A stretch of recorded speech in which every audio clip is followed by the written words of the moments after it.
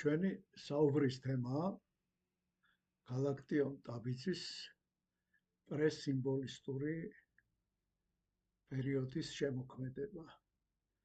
თანაც გარკვეული აქცენტით, იმ თვალსაზრისით, თუ რა როლი შეასრულა ევროპული წერლების რეცეფციამ ამ დროის შემოქმედების ფორმირებაში.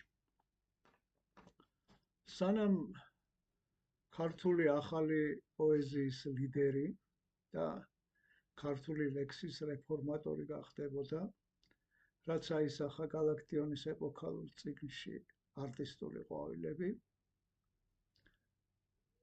გალაქტიონმა გავლო 6 წლიანი ეგრეთ წოდებული პრესიმბოლისტური პერიოდი. ეს იყო რთული გზა ეროვნულ ტრადიციასთან მიმართების გარკვევისა და ახალი მხატვრულ ესთეტიკური იდეების ათვისებისა. პრესიმბოლისტური პერიოდი არ ყოფილა ერთგვაროვანი და სწორხაზოვანი. დაკვირვებული თვალი აქ შეამჩნევს სხვადასხვა ქვეპერიოდის, რამდენიმე ქვეპერიოდის არსებობას. პირველი 2-3 წელი ეს არის ფაქტიურად ლიტერატურულ პროცესთან ადაპტაციის პერიოდი. შემდგომ ხანმოკლე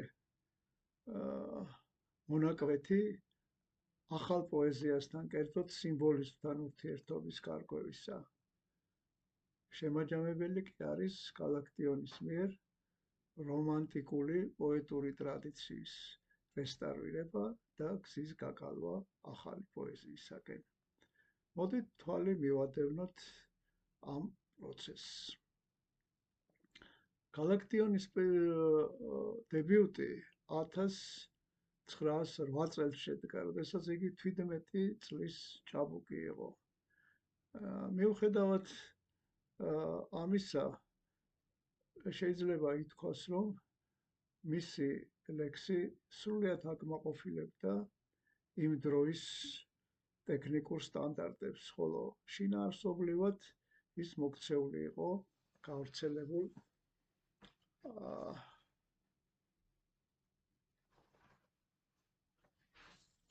და დაასახელეს იმედისმომცემ ახალგაზრდათა შორის და უნდა ითქვას, რომ ამაში თავისი წვლილი შეიტანა სწორედ მისი ლექსის ტექნიკურმა გამართულობამ. დაისმის ახლა კითხვა, როდის მოახერხა გალაქტიონმა პოეტური ტექსტის ლექსის გამართვის ჩვევების შემუშავება.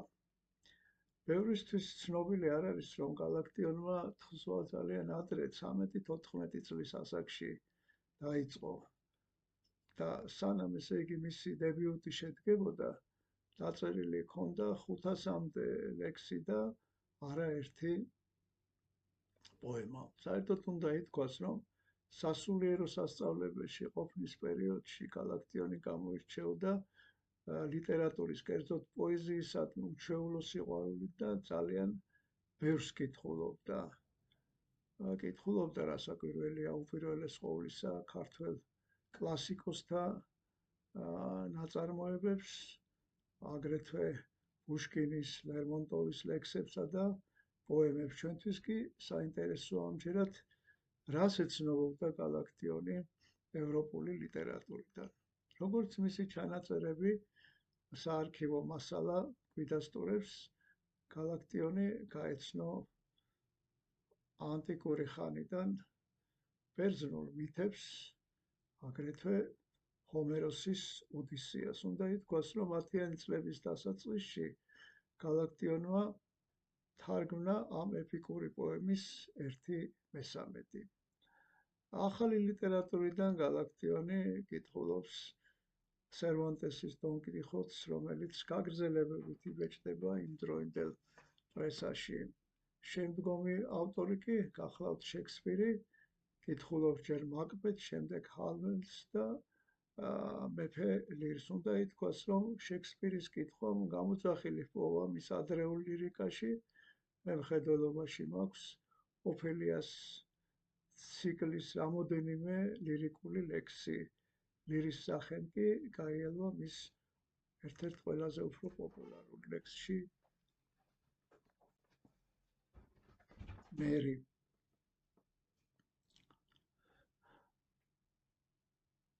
გალაქტიონი ცხადია, გეგმაზომიერად არ ეცნობოდა ლიტერატურას, კითხულობდა, მოდი ვთქვათ, იმას, რაც ხელში მოხდებოდა. ამიტომაც არის, რომ მაგალითად მის წაკითხულ ნაწარმოებებს შორის არის ვოლტერის უმანკო, ლესინგის იგავები, მაგრამ ამ ადრეულ პერიოდში მაინც ყველაზე დიდი შთაბეჭდილება მოახდინა ადამ მიცკევიჩის პოეზიამ. ახტაცებულია მისი ლექსებით გალაქტიონი და რაც მთავარია, ეთყობა მისი ხათრით წაიკითხა მეორე პოლონელი მწერლის ჰენრიკ სერგეევიჩის რომანი ცეცხლით და מחვილით. გალაქტიონი არ იყო უბრალოდ გადამკითხველი წიგნებისა, სიყმაწვილითვე. იგი ძალიან ყურადღებით კითხულობდა, ფიქრობდა წაკითხულის შესახებ და ჩანაწერებსაც აკეთებდა. მთავარი კი ის არის, რომ იგი აი ამ ხატრულ ნაწარმოებებში მიბაძვის ნიმუშებს ხედავდა და მათ ითვალისწინებდა თავის შემოქმედებით მუშაობაში. ალბათ ამანაც შეუწყო ხელი, რომ იგი დებიუტისთანავე ლიტერატურული პროცესის მონაწილე გახდა და არა ის ახალგაზრდა, რომელთაგანაც ხშირად ბევრი უშუალოდ პრესის ფურცლებზე სწავლობდა ლექსის წერას. ჩვენ უკვე ვთქვით, რომ გალაქტიონი იმ თავიდანვე არ ყოფილა დიდი რეფორმატორი. პირიქით, მის შემოქმედებაში ჩანს სტილური მრავალგვაროვნება. აქ შეიძლება ადვილად დავინახოთ ილიასა და აკაკის გავლენა, რომანტიკოსების გავლენა, უშუალო კონტაქტი ვთქვათ დემოკრატიულ სკოლასთან, გავლენა თვით ნეორომანტიზმის ეპიგონებისაც კი.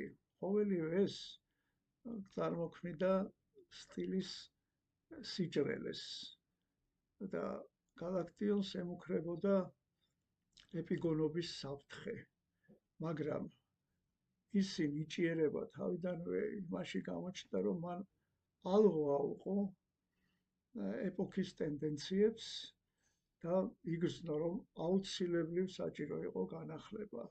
10-იანი წლების დასაწყისში იგი ფაქტიურად გზაჯვარედინზე აღმოჩნდა, სწორედ ამ დროს გადაწყვიტა გალაქტიონმა თავისი აზრი შეემუშავებინა ახალი ლიტერატურული მიმდინარეობის სიმბოლიზმის შესახებ.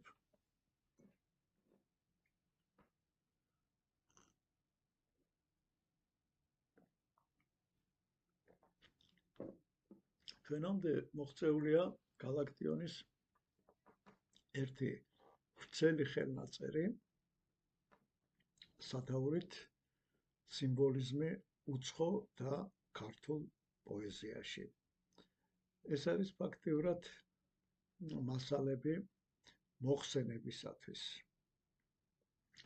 10-იანი წლების დასაწყისში მართალია ევროპაში და რუსეთშიც სიმბოლიზმი უკვე გამოკვეთილ ლიტერატურულ სკოლას წარმოადგენდა, მაგრამ საქართველოში ის იყო, შემოდიოდა ცნობები ამ მიმდინარეობის შესახებ. იყო აზრთა სხვაობა და როგორც ჩანს, გალაქტიონმა საჭიროდ დაინახა ფართო საზოგადოების წინაშე თავისი პოზიცია დაეფიქსირებინა.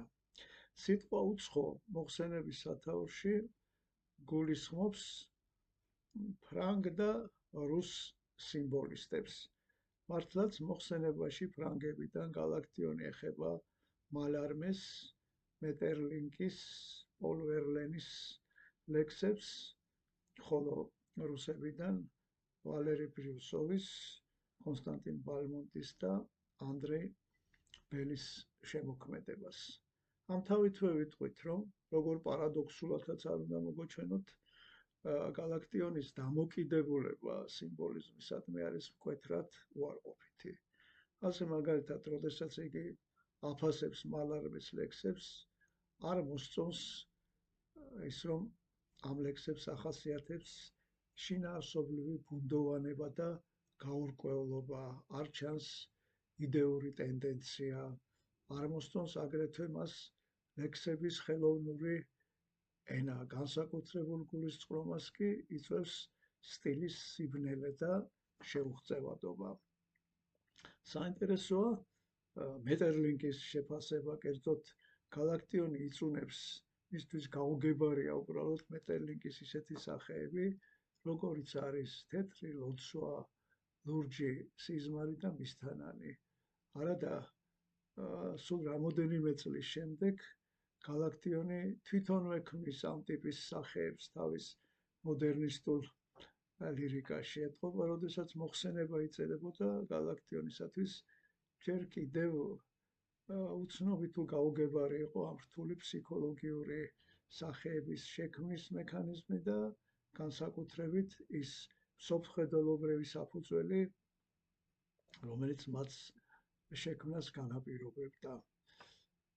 შედარებით უფრო შემწყნარებლური დამოკიდებულება აქვს მას პოლ ვერლენისადმი, რამდენადაც მოსწონს მისი ლექსების ფორმა, მისი ლექსების შედარებითი სინათლე, თუმცა სტილის ერთგვარ ბუნდოვანებასაც აღნიშნავს. უარყოფითად არის განწყობილი მისტიური მოტივებისადმი და მის გვერდით აგრეთვე ეროტიკული თემატიკის წინ წამოწევის მიმართ. ერთადერთი პოზიტიური მხარე, რასაც აღნიშნავს გალაქტიონი, ის არის, რომ მისი დაკვირვებით ფრანგი სიმბოლისტები განსაკუთრებულ ყურადღებას აქცევენ ლექსის ფორმას. რუს სიმბოლისტების შესახებ ჩვენ აქ სიტყვას არ გავაგრძელებთ, ორი მიზეზის გამო, რომ ის ჩვენს თემატიკაში არ ეწერება ერთი და მეორეც გალაქტიონი ფაქტიურად იმეორებს იმ დროინდელ კრიტიკულ აზროვნებაში გამოთქმულ მოსაზრებებს, უმთავრესად დემოკრატიული სკოლიდან. ანუ კლიშეებს იმეორებს ფაქტიურად. მაგალითად, ბრიუსოვის შესახებ ამბობს, რომ ის ცივი, უშთაგონებო პოეტია, პოეზიის სალიერია. ბალმონტზე გვაუწყებს, რომ არის პუშკინის მემკვიდრე, ზეშთაგონებული პოეტი, მაგრამ ზედაპირული. ანდრეი ბელი კი ის პოეტია, რომლის შემოქმედებაშიაც ჭარბობს დაშიფრული გაუგებარი სახეები. ერთი სიტყვით, შეფასება მკვეთრად უარყოფითია როგორც ფრანგული, ისე რუსული სიმბოლიზმისა და დაისმის კითხვა, რა არგუმენტი აქვს საამისოდ გალაქტიონს. არგუმენტი მხოლოდ ერთადერთია ის, რომ გალაქტიონი სიმბოლიზმს აკრიტიკებს რეალისტური პოეზიის პოზიციებიდან. მას ილიასა და აკაკისგან აქვს ათვისებული მოძღვრება პოეტისა და პოეზიის დანიშნულების შესახებ და როდესაც იგი ამჩნევს, რომ სიმბოლისტური პოეზია გულგრილი არის საზოგადოებრივი ინტერესებისადმი, რომ იგი უპირატესად მიმართული არის ლექსში, ასე ვთქვათ, ტექნიკური ამოცანების დაძლევისადმი, რომ მისი მიზანი პოეზიაში თავად პოეზია არის, ასეთი პოეზია გარკვეულ ტრადიციებზე გაზრდილი გალაქტიონისათვის მიუღებელია. გაგიკვირდებათ კიდეც, ისე მთავრდება ეს წერილი თუ მოხსენება, რომ გალაქტიონი დიდ კმაყოფილებას გამოთქვავს იმის გამო, რომ ქართულ ლიტერატურულ სარბიელზე სიმბოლიზმმა გავრცელება ვერ მოიპოვა და იგი უარყოფილი იქნა. აი ამ ეტაპზე უკვე საინტერესო ვითარება იქმნება, თუ კი ასეთი უარყოფითი დამოკიდებულება ჰქონდა გალაქტიონს სიმბოლიზმისადმი, თუნდაც გარკვეულ მონაკვეთში მისი შემოქმედებითი საქმიანობისა, მაშინ როგორ მოხდა შემოbrunება და როგორ მოხდა ის, რომ გალაქტიონი თავისი დროის მოდერნისტული პოეზიის მთავარი წარმომადგენელი და მთავარი მესიტყვე გახდა.